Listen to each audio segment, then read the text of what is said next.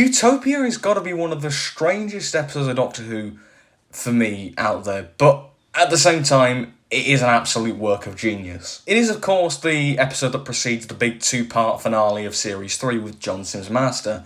Or so we think, because this episode is quite heavily tied to that finale, despite being near enough its own standabout thing. It's an odd one to pigeonhole, this episode. But as I say, the way it subverts the audience's expectation of what had come before is genius of how it does it. Of course, in Series 1 and 2, you had Boomtown and Fear Her that preceded their big two-part finales, and those episodes are very minimalist and very low-key and almost budget-saving. And Utopia seems like that. And the thing is, Utopia really feels like a classic Doctor Who episode for a lot of its runtime. Despite taking place on a planet at the end of the universe, it's still filmed.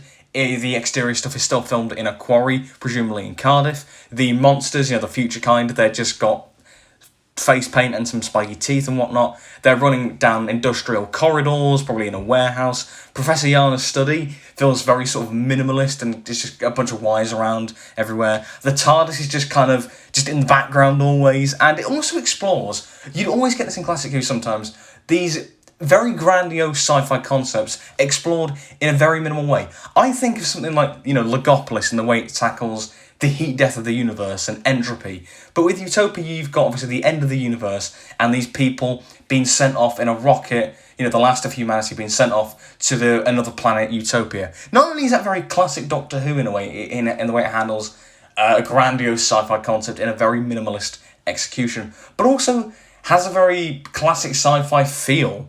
There is a thing in a lot of classic sci-fi stories where there's this sort of optimistic, wishful thinking of that one day humanity will go out to the stars in a big rocket and populate all these planets and outlive the Earth. I mean, this episode is set at the end of the universe. That's a very broad idea to put across the audience, and it does have that very sort of classic sci-fi feel of being very broad with its concepts in that regard, but it's very grandiose sounding.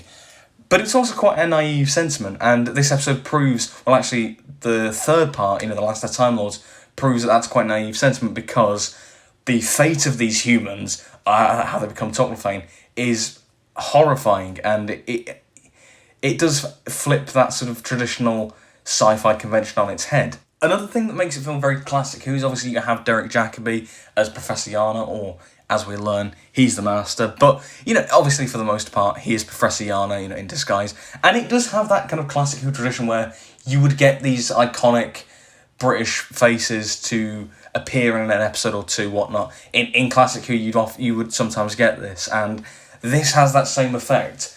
And also you have Chantho, who's a kind of very traditional classic alien. She's got the sort of insectoid-looking prosthetic head, but also just wearing kind of casual, normal human clothes. It does, again, have that very classic science fiction feel. But yeah, most of the story is very much just focused on them trying to get the rocket to take off. And it's a very simple, classic feeling story, but it's executed very well. It's very engaging, I think.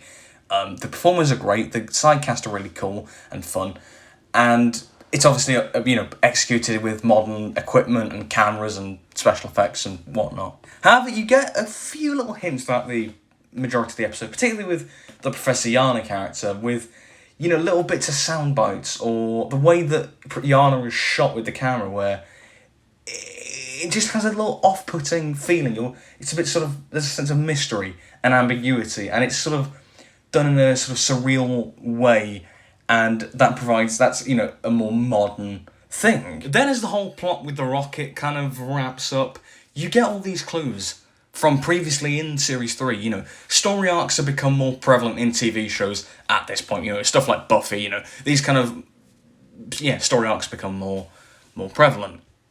You get clues like the fob watch, Professor Yana, you are not alone. These things have been hinted at in Series 3. They're all placed in this episode, and then Yana opens the fob watch, gets all his memories back.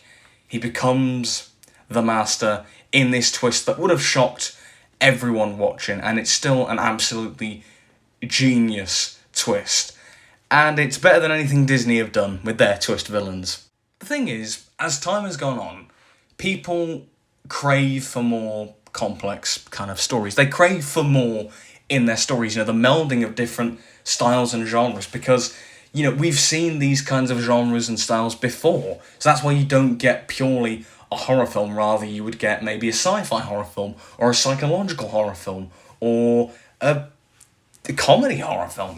There's so much that you can do with these different genres by putting them together instead of doing what has already been done before. Something like Mulholland Drive takes a classic film noir thriller kind of narrative, but combines it with David Lynch's surrealist style. Or what about films like Reservoir Dogs, Pulp Fiction, Memento, where it takes these conventional crime or caper film narratives that are on paper, but does away with conventional narrative structure, and therefore an audience can see it in a new light and gain something different from it. However, it is important to note that being overly complex and too clever is not good, and it will not do you good. I mean, there is always that saying that less is more. A simplistic story is not a bad one, so long as you execute it well and you can add something unique to it, and Utopia absolutely does that. You have a fairly traditional, classic Doctor Who-esque kind of story, but it's still engaging. The performance is great, the humour's good, the direction is solid, and it's an engaging story still.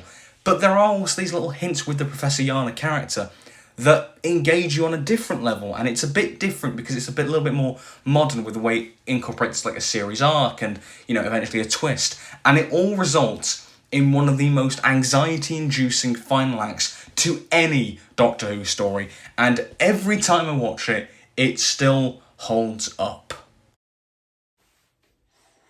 Oh, I'm such a film snob now. I'm so cultured. I mentioned a David Lynch film in my video review of a Doctor Who episode. Oh, how fancy I am. I'm wearing my blazer. I've got my fake plastic cigar prop. I've got a light set up, and I've got a light set up there. It's so artsy, fartsy, partsy, wartsy, lartsy, dartsy.